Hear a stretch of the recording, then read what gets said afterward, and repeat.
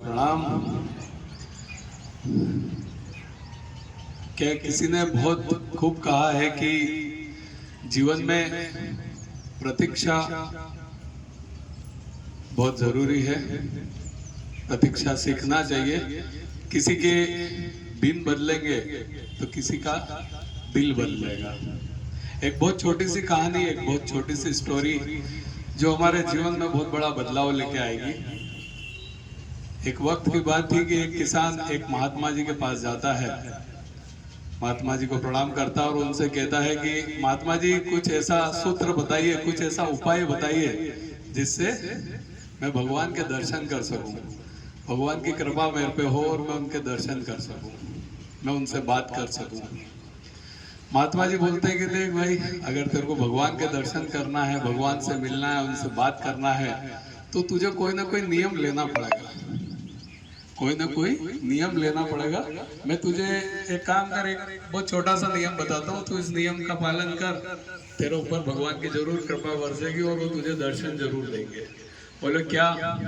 बोले कुछ नहीं, तेरे गांव में जो है ठाकुर जी का मंदिर है, रोज तुझे मंदिर दर्शन करने को जाना है। ये एक नियम बना, कुछ भी हो जाए मंदिर दर्शन करना, एक नियम के तहत।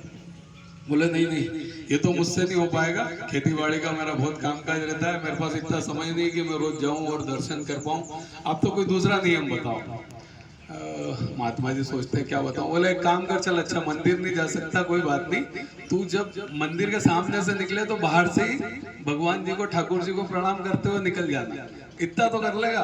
नहीं नहीं, ये भी मेरे से नहीं होगा, क्योंकि मेरे जो खेत का रास्ता है वो दूसरी साइड है, मैं इतना इधर आऊंगा तो मैं खेत पहुंचने में लेट हो जाऊंगा, इसलिए ये भी मेरे से नहीं हो पाएगा, और कोई नियम बताओ। तो महात्मा जी सोच में संकट में पड़ गए कि यार अब इसको क्या नियम दूं, मैं कुछ समझ नहीं पाया। इतने में वो खुद ही बोला कि एक काम करूं क्या, मेरे खेत के पास में एक खेत है और जिसका वो खेत है वो मेरा बहुत अच्छा मित्र है, मेरा बहुत अच्छा दोस्त है, तो क्या मैं रोज उसके दर्शन करके भोजन कर लूं, उसका मुंह देख लूं और भोजन कर लूं, ये नियम मैं पाल सकता हूँ। तो बोले वाह चल ठीक है यही नियम पाल तू कि तेरे दोस्त के रोज दर्शन कर लेना, रोज दोस्त को देखना, उसके बाद ही भोजन करना। ठीक है साहब। अब ये नियम लेके वो चला जाता है। इस नियम के बारे में वो किसी को बताता नहीं कि मैंने ये नियम ले लिया। अब डेली वो भोजन करने के पहले अपने दोस्त को पास वाले खेत में झांक के देख लेता, वो दिख जाता और भोजन कर लेता। ऐसा कई दिन गुजरते रहते हैं, चलता रहता है। एक दिन क्या होता है कि भोजन का टाइम हो चला होता है और पास में दोस्त उसका दिखता नहीं। अब दिखता नहीं है, बड़ा ढूंढता उसको कि कहाँ गया कहाँ गया, यार भूख इतनी तेज लग रही है और इसके दर्शन नहीं करूँ तो मैं भोजन कैसे करूँ, नियम ले रखा है। तो बड़ा ढूंढता है, इधर उधर पता करता है, तो बोलता है अरे वो तो नदी में मिट्टी निकालने के लिए गया है, मिट्टी लेने के लिए गया है।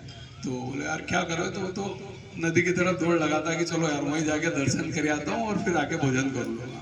ठीक है साहब, जाता है। ये जो मित्र होता है जो नदी में मिट्टी निकालने गया है, मिट्टी निकालते निकालते इसको एक सोने की अशरफियों की, सोने के सिक्कों की एक थैली मिल जाती है। ये थैली खोल के देखता रहता है और मन ही मन इसके घबराहट होती है कि कोई मुझे देख न ले। इतने में इसका वो दोस्त आ जाता है नियम वाला और इसको देख लेता है, क्यों भाई, जोर से आवाज लगाता है इसको। ये देख लेता है और वो समझ जाता है कि यार इसने मेरे को देखने लिया। वो देख के और वो पलट के जाने लगता है। तो इतने में वो जो मिट्टी निकाल रहा होता है दोस्त को बोलता है अरे रुक भाई रुक, क्या हुआ? बोला कुछ नहीं, हो गया हो गया हो गया हो गया, देख लिया देख लिया।